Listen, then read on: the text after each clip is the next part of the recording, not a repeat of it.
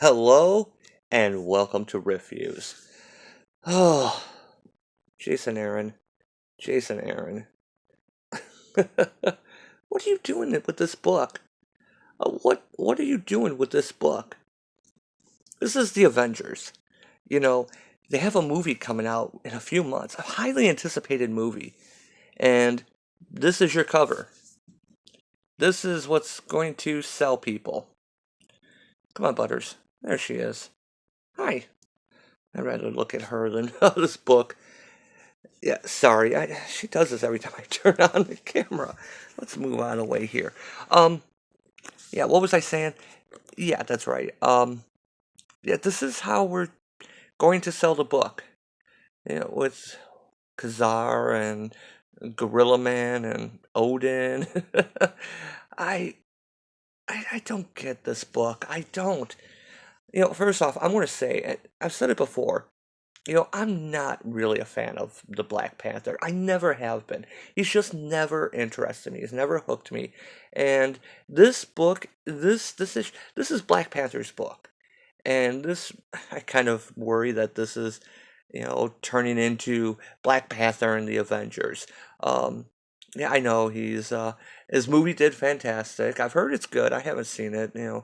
Maybe if it's isn't it on Netflix? Maybe I'll watch it sometime. But I haven't even gotten around to watching Thor Ragnarok. So, um, and that's before that's higher up for me than Black Panther. So anyway, let's go ahead and just yeah, we've been through all this.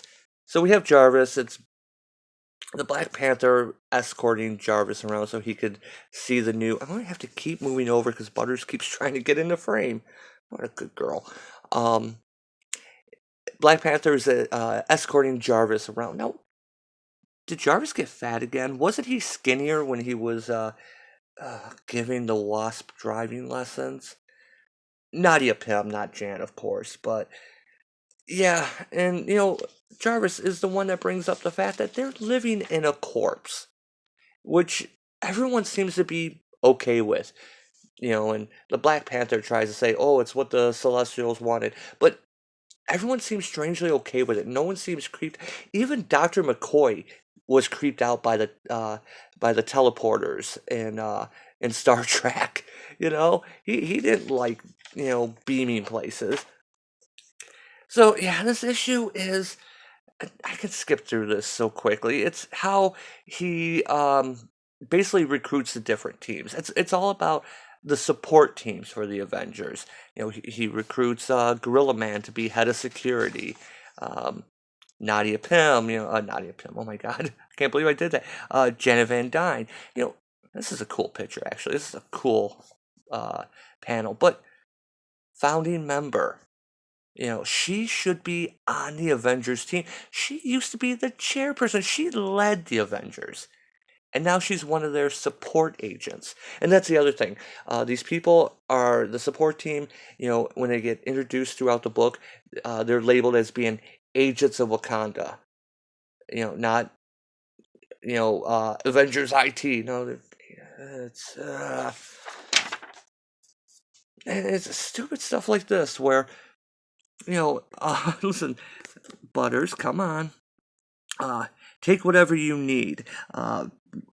Breathing apparatus, vibranium laced wetsuit, deep sea weaponry, blah blah blah. But no, Kazar is the one who sent in to basically gather intel on Atlantis, and he just jumps into the ocean from the jet with a blade in his mouth. And yeah, she does point out, he'll definitely be dead very soon. Oh, okay, Black Panther, we need to talk. Butters is now pushing the book. You need someone that you want to sneak into Atlantis, gather information, and report back. Do reconnaissance. Okay, why Kazar? Why Kazar? Okay, Kazar is a badass. He is. I mean, he's awesome, but he's also a normal human.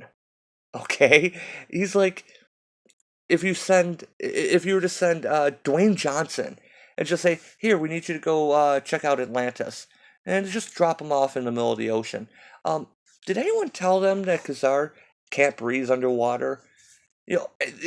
After seeing this, I'm like, okay, what happened?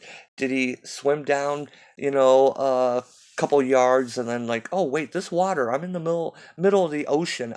This is really cold. I can't breathe. And if I go down much farther, I'm going to start getting crushed. Yeah, that's who you sent into Atlantis. And you're the leader of the Avengers. That's some decision making right there. Good job. I, I this is the part where I'm like, okay, Gorilla Man's kind of interesting. And then I got to this and I kind of just checked out of the book. It, it's dumb. We get the new IT guy, Brew. 2 pages, on this.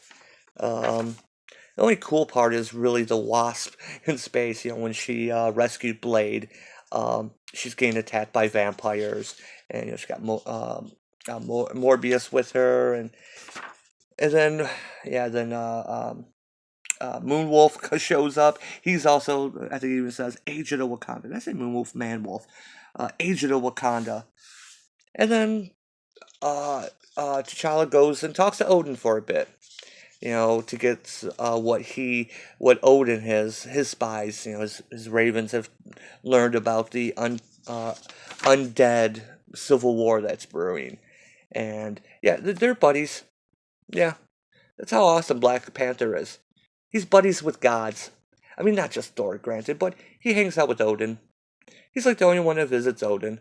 Yeah, and even kind of talks back to him. You know, uh, yeah. When Odin's talking about first time, encountering Bloody Mary. Black Panther even says, "I'm sure that's a riveting tale, but I haven't come to hear more caveman stories." Really, Black Panther talking back to the Allfather. Really? I think Odin's just putting up with it because Black Panther promised he could rebuild the Bifrost. And God, I gotta start skipping pages. It gets dumb. By the way, Kazar survives. Blah blah blah. And we'll come back to the only time we get to see the Avengers.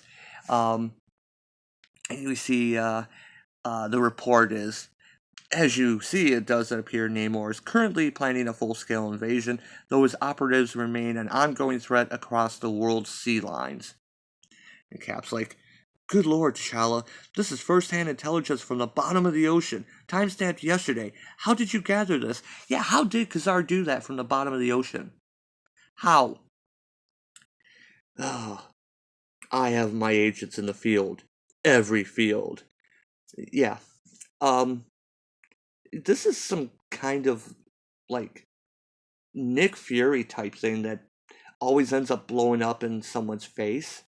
Yeah, I'm really hope. I mean, best case scenario, I hope this is being set up that T'Challa's trying to get all these agents and do all this stuff and, taking the chairperson job very seriously.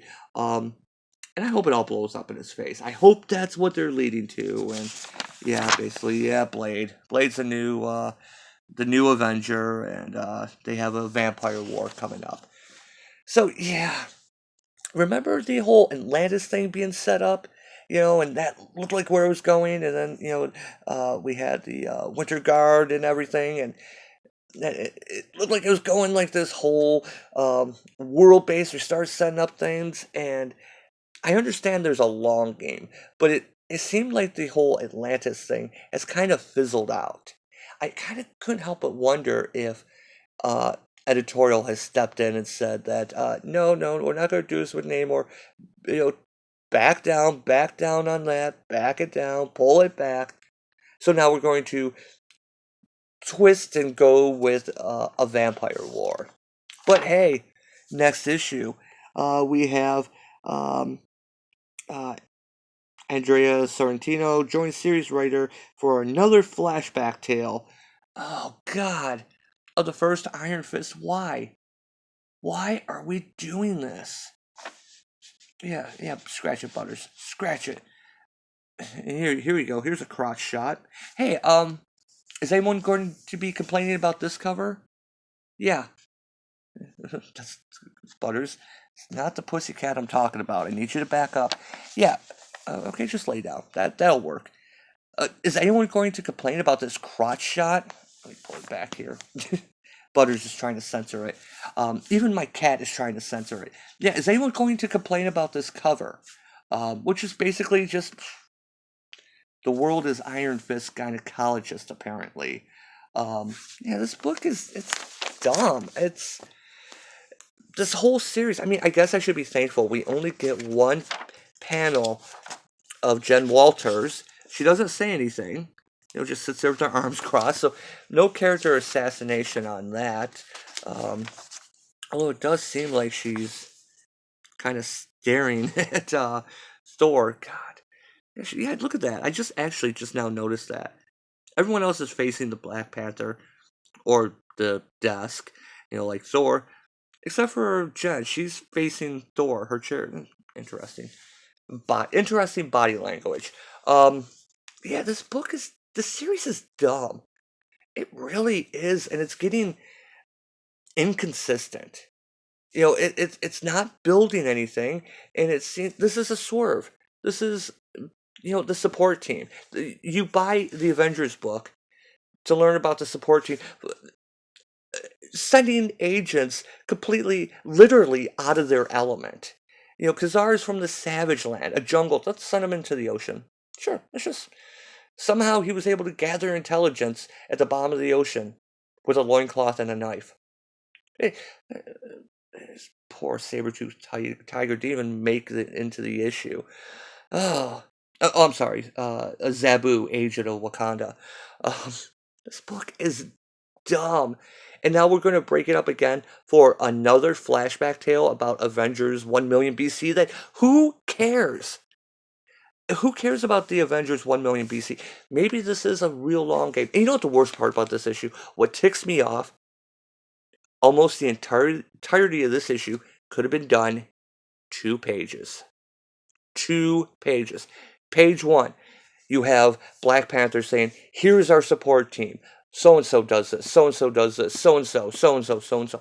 Page 2, here's our reports. Kazar went to Atlantis. Here's what he found. Jan went and picked up Blade and was attacked by space vampires. I have talks from Odin about a vampiric civil war coming up. 2 pages. Yeah. 2 pages. 1, 2. It took an entire freaking issue. And it's boring, it's stupid. And like I said, maybe I'm a little biased. I don't really care for the Black Panther. I'm okay with him. He just doesn't interest me. But it's all Wakanda, Wakanda, Wakanda, Agent of Wakanda. This is the Avengers, Agents of Wakanda. Wakanda's greatest. Okay, maybe not that far, but the series is dumb. And it's uneven. It's inconsistent. The Atlantis storyline seemed like it was being set up. Now we're going to start setting up the Civil War of the Vampires. Is that going to fall through too? And then, midway through, we'll have the origin of the first Phoenix from Avengers 1 million BC. I'm done. Done with this book. I've had enough. What do you think, Butters? Here. Attack it. Attack. Go on. Get it. Oh, sure. Let me just set it on Butters. There. And just put it on her. She even doesn't know what to do with it. I can't even get her to bite it. That's how bad this book is. She doesn't want the taste of that in her mouth. So, alright. Thanks for watching. Don't forget to subscribe if you haven't already. And I will see you next time.